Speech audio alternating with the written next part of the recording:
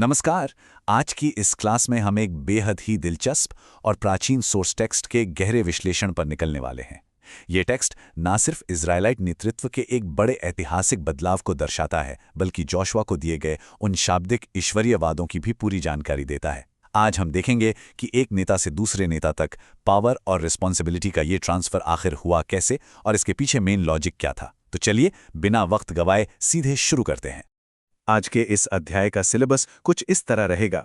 सबसे पहले हम मोसेस से जोशुआ तक के हिस्टोरिकल कॉन्टेक्स्ट को समझेंगे, फिर आएंगे उन ईश्वरीय वादों पर, ज्योग्राफी यानी सीमाओं को निर्धारित करेंगे, साहस के उस आदेश को देखेंगे और आखिर में इन सभी चीज़ों के ऐतिहासिक रूप से पूरा होने पर चर्चा करेंगे। तो आइए इस लॉजिकल प्रोग्रेशन में आगे बढ़ते हैं।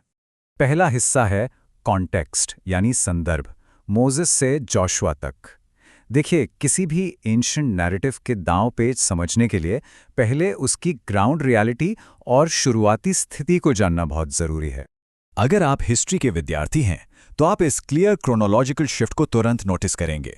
होता क्या है कि पहले युग में मोसेस मुख्य लीडर थे, फिर एक टर्निंग पॉइंट आता है, मोसेस की मृत्यु, जिसे ड्यूटरोनॉमी चैप्टर 34 वर्स 5 में रिकॉर्ड किया गया है।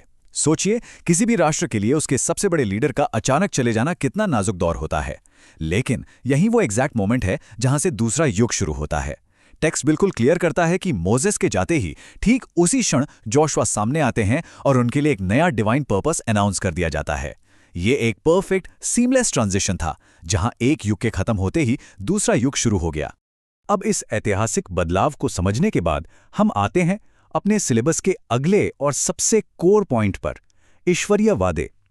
आइए देखते हैं इस नए लीडर को क्या आश्वासन दिए गए थे। इस नए लीडर को वर्सेस 3 से 5 के बीच एक बहुत ही वेल स्ट्रक्चर्ड डिवाइन मैंडेट दिया गया था। इन 4 बुलेट पॉइंट्स पर ध्यान दीजिए। पहला, जमीन का वादा। जोशुआ जहां भी अपने कदम रखेंगे वो हर जगह उन्हें दे दी जाएगी। दूसरा, अटूट विजय यानी मिलिट्री सक्सेस की फुल गारंटी कि कोई भी उनके सामने खड़ा नहीं हो पाएगा। तीसरा और चौथा पॉइंट सच में सबसे क्रूशियल है। एक नए नेता को अकेलेपन का बड़ा डर होता है ना? इसलिए टेक्स्ट स्पेसिफिकली कहता है कि जैसे मोसेस के साथ कंटिन्यूअसली ईश्वरीय उपस्थिति थी, वैसी ही जोशुआ के साथ भी रहेगी। उन्हें कभी ना छोड़ने और अकेला ना छोड़ने का वादा दिया गया।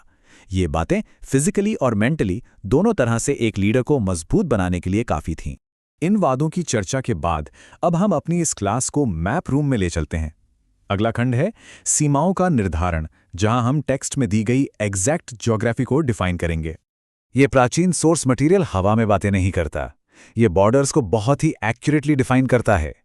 आइए इस वर्स पर गौर करें।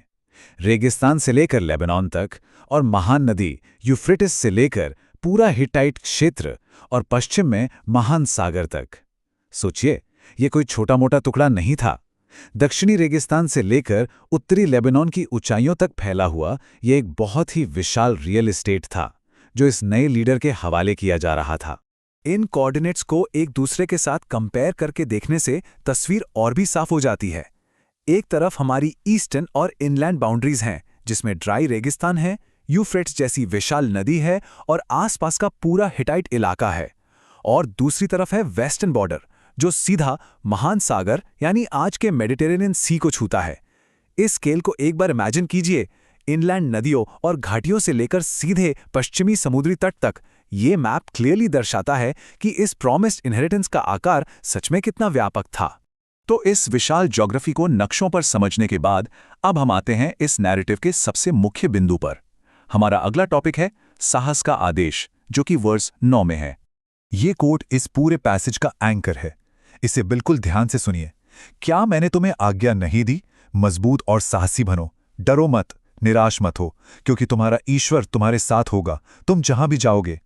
ये पढ़ने में सिर्फ एक प्रेरणादायक कोट लग सकता है, लेकिन कॉन्टेक्स्ट में देखा जाए तो ये एक डायरेक्ट कमांड है डर और निराशा के खिलाफ।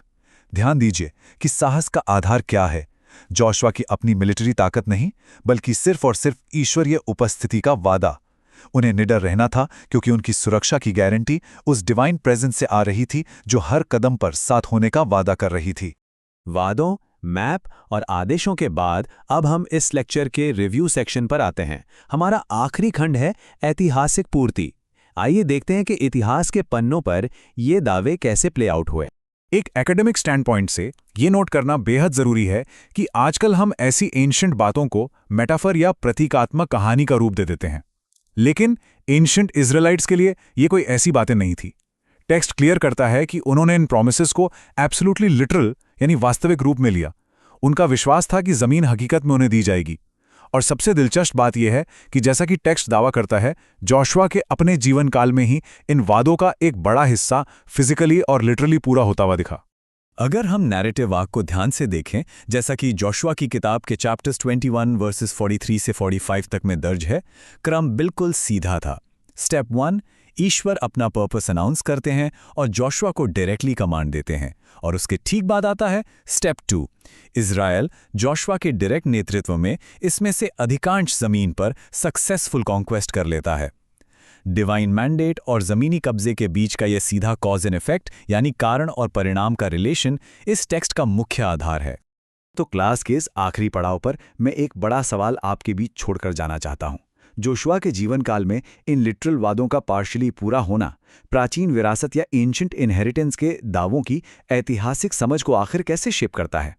जब हम एंशिएंट नियर ईस्ट के इलाकों की हिस्ट्री पढ़ते हैं तो ईश्वरीय वादों और फिजिकल मिलिट्री कॉन्क्वेस्ट का ये आपस में मिलना हमें उस दौर के टेरिटोरियल क्लेम्स के बारे में बहुत गहरी इंसाइट देता है।